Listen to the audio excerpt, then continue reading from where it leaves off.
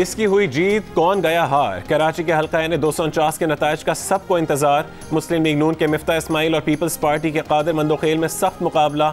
दोनों जमातों की जानिब से अपनी अपनी जीत के दावे। कलदम TLP के नज़ीर अहमद तीसरे नंबर पर मौजूद, PSP के मुस्तफ़ा कमाल चौथे और MQM के हाफिज मुरसलीन छठे नंबर पर। नशिस्त का दिफा करने वाली तहरीक इंसाफ अब तक के गैर हतमी गैर सरकारी नताइज के मुताबिक 5वें नंबर पर मौजूद।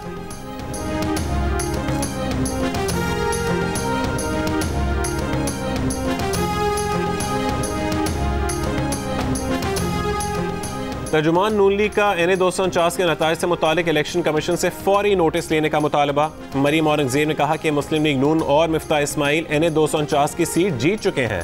हल्के के मखसूस पोलिंग स्टेशन पर डस्का गेम प्लान 2 की रिहर्सल नहीं चलने देंगे। इलेक्शन कमीशन नोटिस ले कि 2 घंटे से वोटों की गिनती का अमल क्यों रुका हुआ है। सईद गनी वो नतीजा बता रहे हैं जिनके प्रिजाइडिंग अफसरान अभी रिटर्निंग ऑफिस नहीं पहुंचे। धांधली नहीं होने देंगे।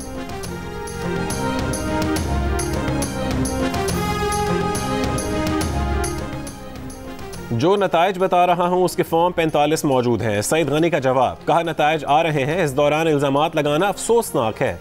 एक पोलिंग स्टेशन का नतीजा प्रिजाइडिंग अफसर ने किसी को नहीं दिया। प्रिजाइडिंग अफसर ने नतीजा दीवार पर चिस्पा किया। बोले 11,000 से ज्यादा वोटों के साथ पीपल्स पार्टी सबसे आगे है।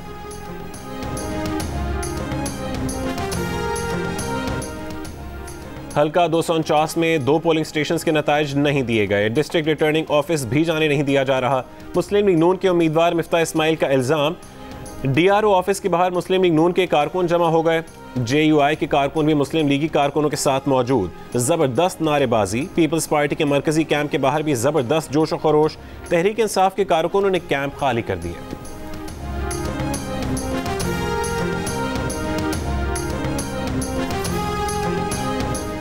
अठहत्तर पोलिंग स्टेशंस के नताइज मिले हैं जिनके मुताबिक PSP जीत रही है। मुस्तफ़ा कमाल का दावा, कहा बाकी नताइज नहीं दिए जा रहे। बोले NA 249 इंतखाब की पाकिस्तान की इंतखाबी तारीख में कोई मिसाल नहीं मिलती।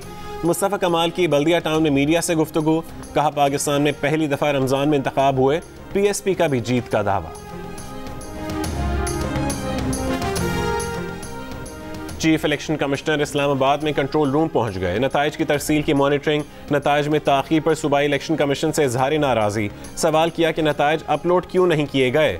सूबाई इलेक्शन कमीशन का मौक़िफ़ था कि इलेक्शन कमीशन के मुताबिक नताइज में ताख़ीर की वजह अफरादी क़ुव्वत में कमी और कोरोना SOPs हैं।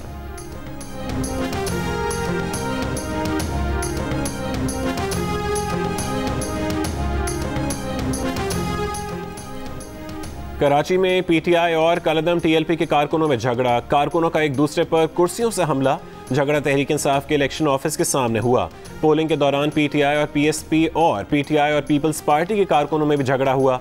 एक पोलिंग स्टेशन पर MQM और पाक सरजमीन पार्टी के कारकुन भी आमने सामने आ गए।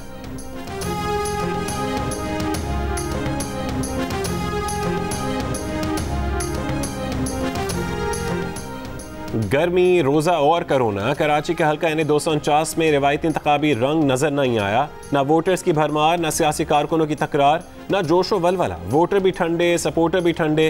पोलिंग का ज़्यादातर वक्त मौसम बेहतर होने के इंतजार में ही गुजर गया। दिन के पहले सेशन सीनियर सिटीजन ने तो हिम्मत की और बाहर निकले, लेकिन नौजवान तबका पोलिंग स्टेशन पर कम ही दिखाई दिया। इलेक्शन कमिश्नर सिंध एजाज अनवर चौहान का कहना है कि ज़िमनी इंतखाब में वोटिंग का तनासुब कम रहा।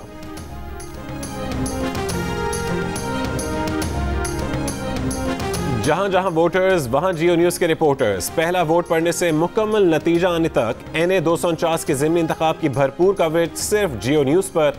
रिपोर्टर्स की सबसे बड़ी टीम और तज्ज़ियाकारों के साथ पल पल की खबर सिर्फ जियो न्यूज़ के पास।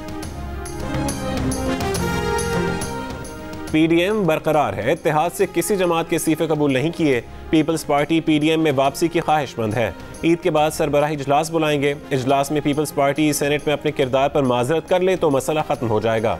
मौलाना फजल रहमान की मीडिया से गुफ्तगू, ये भी इंकशाफ किया कि दोनों बड़ी जमातें इस्तीफ़ों पर तैयार नहीं। इंतखाबी इस्लाहात के लिए कौमी हुकूमत बनाने की तजवीज़ दे दी जिसमें ऑपोजिशन का पलड़ा भारी हो।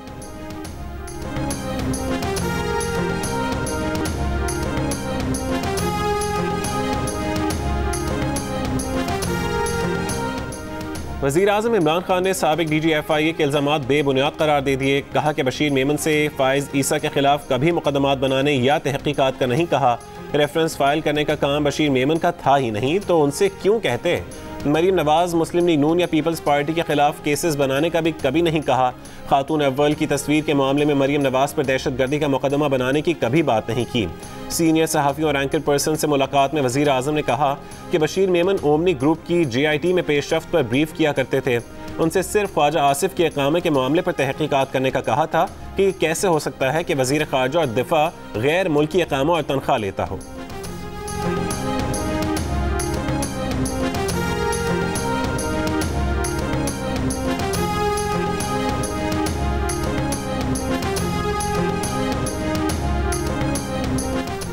आठ से 16 मई घर रहो महफूज रहो। तफरीही मकामात, पब्लिक पार्क्स, शॉपिंग मॉल्स 8 से 16 मई तक बंद रहेंगे। सूबों के दरमियान, शहरों के दरमियान और शहरों में चलने वाली पब्लिक ट्रांसपोर्ट पर पाबंदी होगी। ईद उल फितर पर सरकारी छुट्टियां 10 से 15 मई तक होंगी। National command and operation centre का दुनिया भर में बढ़ते कोरोना केसेस के पेश नज़र पाकिस्तान आने वाली मुसाफिर परवाज़ों को कम करने का फैसला। पाकिस्तान आने वाली मुसाफिर परवाज़ों को 5 मई से 20 मई तक कम किया जाएगा। NCOC इजलास में 40 से 49 साल तक की उम्र के अफराद की 3 मई से वैक्सीनेशन का फैसला। 6000 मेट्रिक टन ऑक्सीजन की दरामद का इजाज़तनामा मंजूर।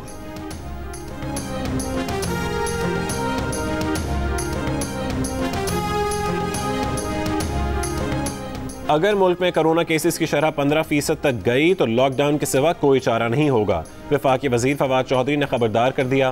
पंजाब काबीना ने ज़्यादा मुतासरा शहरों के फौरी मुकम्मल लॉकडाउन की तजवीज़ दे दी। NCOC को सिफारिश करने का फैसला। 24 घंटों के दौरान मजीद 151 अफराद जान से गए।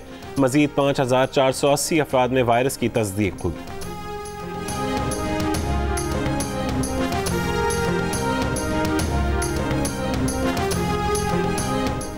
वफाकी वजीर असद उमर का कहना है कि 3 मई से 40 से 49 साल के अफराद की वैक्सीनेशन शुरू कर दी जाएगी।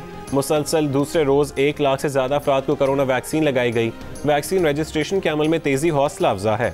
PIA का खुसूसी तैयारा बीजिंग से कोरोना वैक्सीन लेकर इस्लामाबाद पहुँच गया। 3 तैयारों के जरिए वैक्सीन की 10 लाख खुराकें लाई जा रही हैं।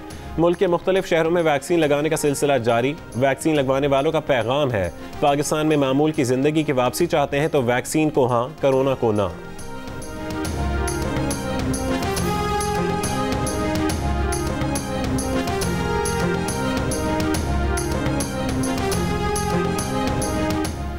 यूरोपियन अरकान पार्लियामेंट का पाकिस्तान को GSP प्लस पर एतराज़। फ्रांस से भरपूर यकजहती का इजहार।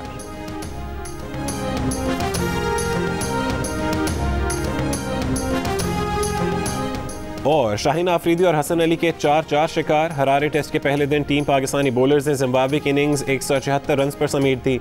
जवाब में आबिद अली और इमरान भट्ट ने टीम का स्कोर 103 रन तक पहुंचा दिया। खेल के अख्ताम पर आबिद 56 और इमरान 43 रन बनाकर क्रीज पर मौजूद। सीरीज के तमाम मैचेस जियो सुपर बराह रास्त नशर कर रहा है।